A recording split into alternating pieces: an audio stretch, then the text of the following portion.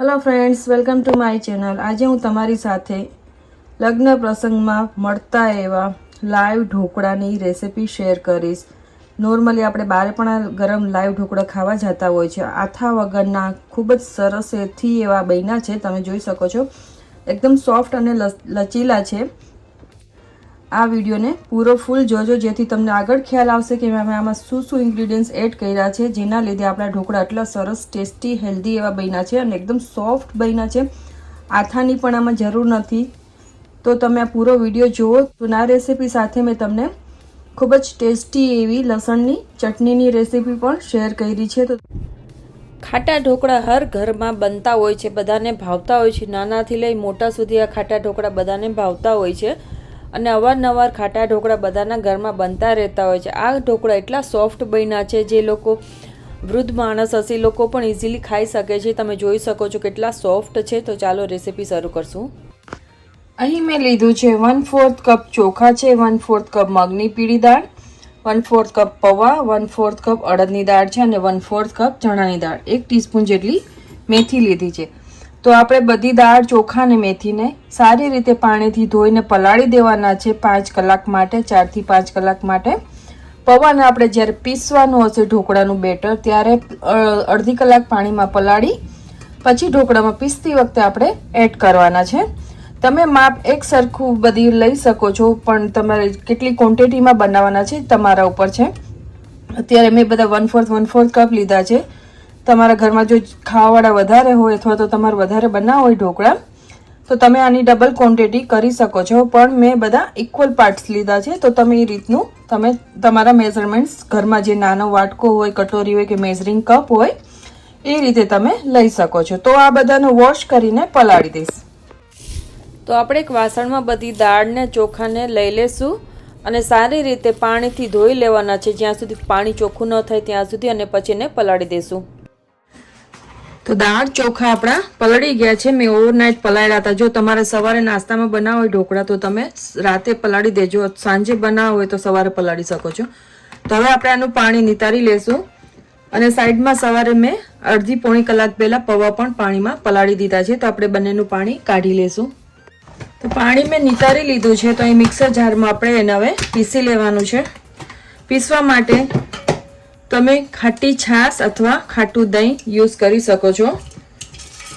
એનાથી ઢોકળાનો સ્વાદ સારો આવે છે, ખાટી છાશ ને ખાટા દહીંથી.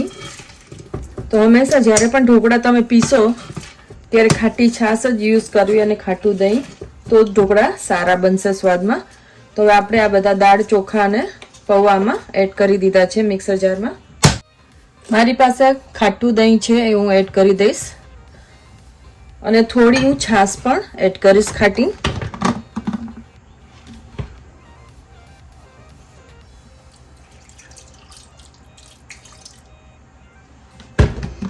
થોડું એડ કરું જરૂર પ્રમાણે ખીરું બનાવવા માટે, કારણ કે પછી બહુ ઢીલું ન થઈ જાય એટલા માટે. પહેલા થોડું આપણે એડ કરીને પીસી લેવાનું, પછી જરૂર પડે તો તમારે પાછી છાશ અથવા દહીં એડ કરી શકો છો. તો આપણે ચેક કરી લેશું એકવાર.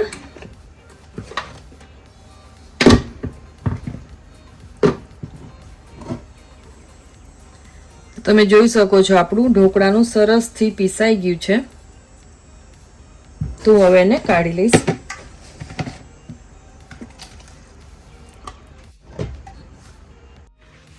તો બેટર આપણું સરસથી એવું તમે જોઈ શકો છો આ રીતનું હોવું જોઈએ. આની કન્સિસ્ટન્સી થીકઈ નહીં, પતલું નહીં, આ રીતનું. તો હવે આપણે એમાં હળદર એડ કરશું. ટર્મરિક પાવડર છે 1 ટીસ્પૂનથી 1.5 ટીસ્પૂન તમે ટર્મરિક પાવડર, હળદરને આમાં એડ કરી શકો છો, જેથી આપણા ઢોકળા સરસથી એવા પીળા બનશે, જે આપણે બારે ખાતા હોય છે એ રીતે. મીઠું એડ કરી દઈશું, અથવા સ્વાદ પ્રમાણે, અથવા તો 1 થી 1.25 ટીસ્પૂન જેટલું. તમે ચાખી શકો છો જરાક બેટરને, તમને ખ્યાલ આવી જશે મીઠું કેટલું છે કેટલું નહીં. કારણ કે મોડા ઢોકળા હશે તો પણ નહીં ભાવે અને ખારા પણ નહીં ભાવે. તો તમે એકવાર આ બેટરને ચાખી પણ શકો છો. અને જો તમારી પાસે ખાટી છાશ અથવા ખાટું દહીં ન હોય તો તમે સિટ્રિક એસિડ પણ 1/4 ટીસ્પૂન નાખી શકો છો, જેથી ઢોકળામાં સારી એવી ખટાશ આવી જશે. હવે આપણે આમાં એડ કરશું, આમાં 1 લીલું મરચું છે, 1/2 ઇંચ આદું અને 1 લસણની કળી છે, જેને મેં ખાયણી દસ્તાથી ખાંડી લીધું છે. એડ કરી દેશું.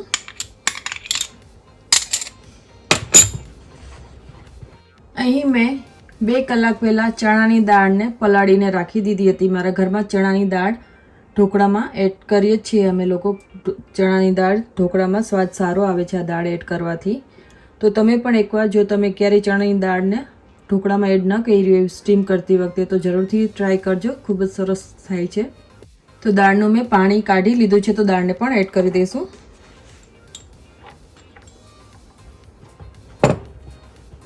હવે આપણે આમાં કોથમરી એડ કરશું, લીલા ધાણા થોડા સુધારીને એડ કરી દઈશું. કોથમરીથી ઢોકળાનો સ્વાદ સારો આવે છે.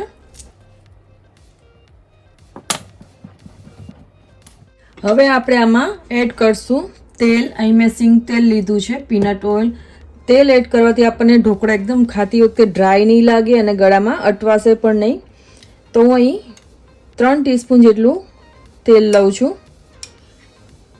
અને એકદમ સરસ સોફ્ટ બને છે ઢોકળા તેલ એડ કરવાથી. તો હવે પાછું એકવાર મિક્સ કરી લઈશું. તો હવે ઢોકળી બેટરને આપણે થોડી વાર માટે 5 મિનિટ માટે સાઈડમાં મૂકશું, કારણ કે આપણે એક લસણની ચટણી તૈયાર કરી લેશું. જો તમારી પાસે ઓલરેડી લસણની ચટણી હોય તો તમે ઢોકળા ઇન્સ્ટન્ટ બનાવી શકો છો. તો અહીં મેં લસણની કળી લીધી છે, 10 થી 12 હશે, હું ખાયણી દસ્તામાં લઈ લઈશ.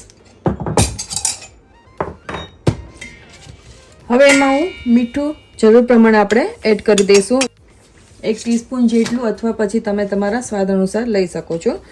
1 ટીસ્પૂન જેટલી મેં ખાંડ લીધી છે. હવે પહેલાં આપણે મીઠાને ખાંડને ખાંડી લેશું લસણ સાથે, અને પછી આપણે આમાં લાલ મરચું પાવડર એડ કરશું. અહીં મેં કાશ્મીરી લાલ મરચું પાવડર લીધું છે, 3 સ્પૂન જેટલું. એ તમે આમાં એડ કરી દેજો, અને તમારે તીખું મરચું એડ કરવું હોય તો તમે તીખું પણ એડ કરી શકો છો. પાછું આપણે એકવાર બધુંને મિક્સ કરી લઈશું. તો ચટણી આપણી ખંડાઈ ગઈ છે. હવે આપણે આને વઘાર કરવાનો છે. તો અહીં મેં પેન ગરમ કરવા મૂકી દીધું છે. આપણે એમાં તેલ એડ કરશું.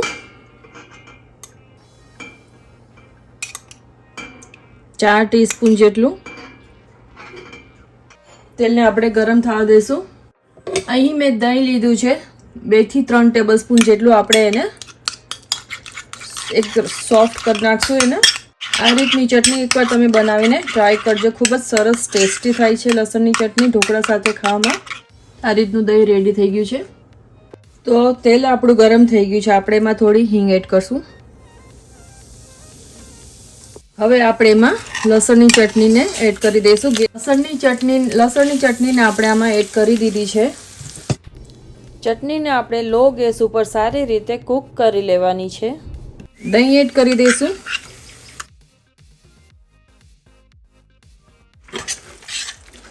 તેલ છૂટું પડે ત્યાં સુધી આપણે આ ચટણીને કૂક કરવાની છે. અને તમને જરૂર પડે આમાં થોડું પાણી એડ કરવાનું, તો તમે જે ખાયણી દશામાં લસણ ખાંડ્યું છે, ચટણી ખાંડી, એમાં થોડું પાણી મિક્સ કરીને આમાં પાછું એડ કરી શકો છો.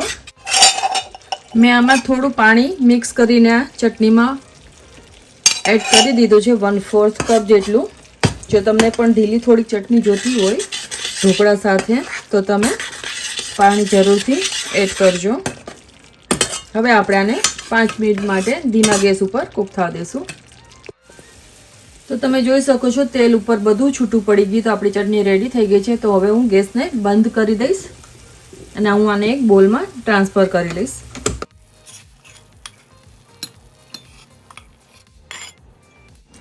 તો રેડી છે આપણી લસણની ચટણી. એકવાર આ ચટણી તમે બનાવીને ટ્રાય કરજો.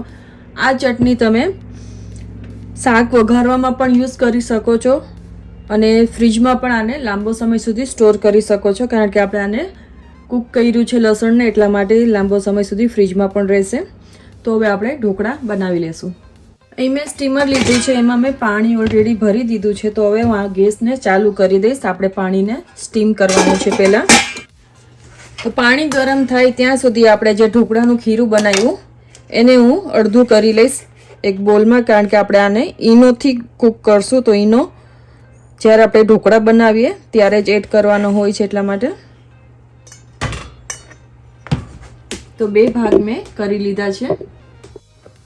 ઢોકળાની થાળીને આપણે ઓઇલથી ગ્રીસ કરી લેશું.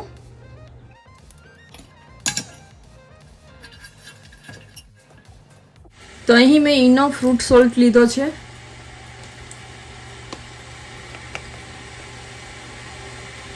1 સ્પૂન જેટલો હું એડ કરી દઈશ અને ઉપરથી આપણે થોડું ઓઇલ એડ કરશું જેથી ઈનો એક્ટિવેટ થઈ જશે. થોડુંક એવું પાણી પણ એડ કરશું. હળવા હાથે હલાવવાનું છે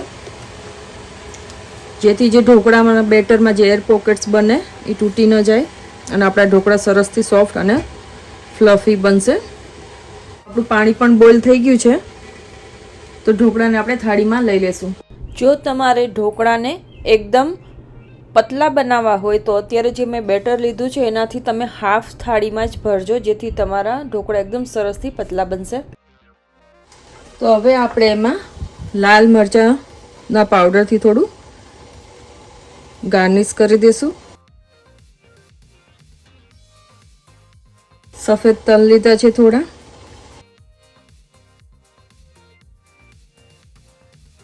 કોથમરીના પાન છે થોડા.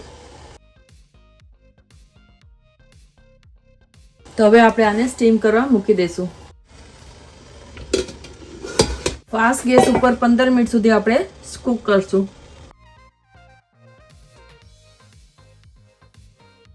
તો ઢોકળા આપણા રેડી છે તો આપણે આને કાઢી લઈશું. ઠંડા થવા દઈશું પછી આપણે એને કટ કરશું. ત્યાં સુધીમાં આપણે બીજી થાળી પણ મૂકી દઈશું.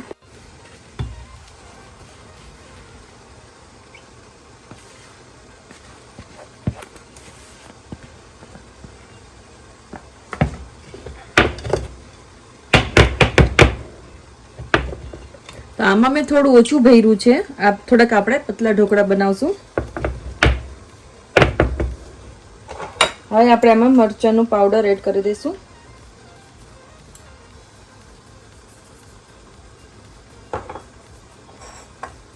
કોથમરીથી ગાર્નિશ કરી દીધી છે. તો હવે આપણે આને પાછું બાફવા સ્ટીમ કરવા મૂકી દઈશું. ઢોકળાની ઉપર આપણે ઓઇલથી ગ્રીસ કરી દઈશું જેથી ઢોકળા આપણા એકદમ સરસ સોફ્ટ રહેશે, સુકાશે નહીં, ડ્રાય નહીં થાય, નરમ રહેશે ઢોકળા.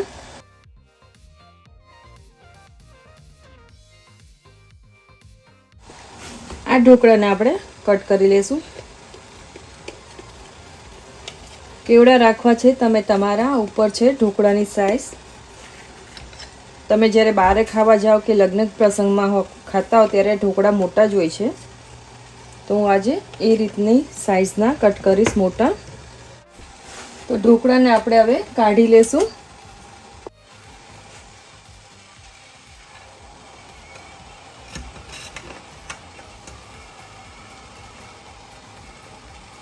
એકદમ સોફ્ટ સરસ બન્યા છે, તમે જોઈ શકો છો.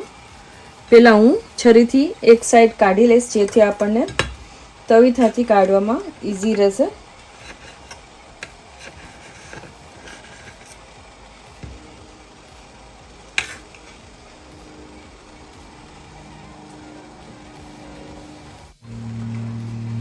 ખૂબ જ સરસ સોફ્ટ એકદમ બન્યા છે. આમાં અડદની દાળ, મગની દાળ અને પૌવા એડ કરશો તો તમારા ઢોકળા આ જ રીતના એકદમ સરસ સોફ્ટ લચીલા બને છે. અને આ લાઈ ઢોકળા છે, આપણે હાથો પણ આમાં લઈ આવવાની જરૂર નથી હોતી, ખાલી દાળ ચોખાને જ પલાળવાના હોય છે. સરસથી એવા ઢોકળા આપણા બનીને રેડી થયા છે. એટલા ખીરામાંથી 3 થાળી ઢોકળાની બને છે.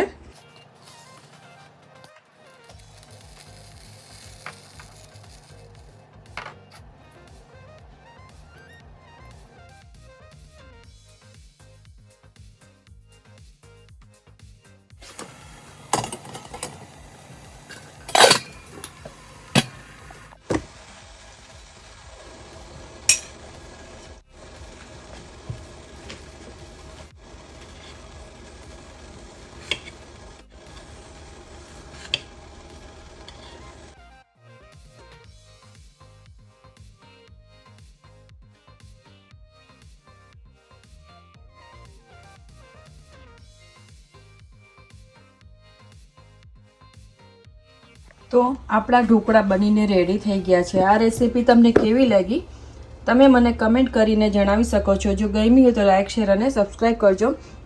ખૂબ જ ટેસ્ટી અને એકદમ સોફ્ટ તમે જોઈ શકો છો. એકદમ લચીલા ઢોકળા થયા છે, જેવા આપણે બજારમાં ઘણીવાર ઢોકળા ખાવા જતા હોય છે, લાઈવ ગરમ ઢોકળા, અને લગ્ન પ્રસંગમાં પણ મળતા હોય છે લાઈવ ઢોકળા. આથા વગર ખૂબ જ ટેસ્ટી અને હેલ્ધી એવા છે. તો તમે પણ આ રેસીપી ટ્રાય કરજો અને શેર કરજો જો ગમે તો. તો આપણે આ વિડીયો હું અહીં જ એન્ડ કરું છું. હવે મળશું આપણે એક પાછા નવા વિડીયો સાથે. ત્યાં સુધી આવજો. આવા જ અવનવા વિડીયો જોવા માટે, રેસીપી જોવા માટે કુક વિથ વાયનડી ચેનલને જરૂરથી સબસ્ક્રાઈબ કરજો અને શેર કરજો તમારા ફ્રેન્ડ્સ અને ફેમિલીમાં. જે લોકોને ખાટા ઢોકળા ભાવતા હશે એ લોકોને આ વિડીયો જરૂરથી પસંદ આવશે અને તમે એકવાર જરૂરથી ટ્રાય કરજો. ટ્રાય કરીને કમેન્ટ જરૂરથી કરજો. કમેન્ટ અમારા માટે બહુ જ જરૂરી હોય છે, જેથી અમને ખ્યાલ આવે નવા વિડીયોઝ માટે. તો thank you for watching. Buy now.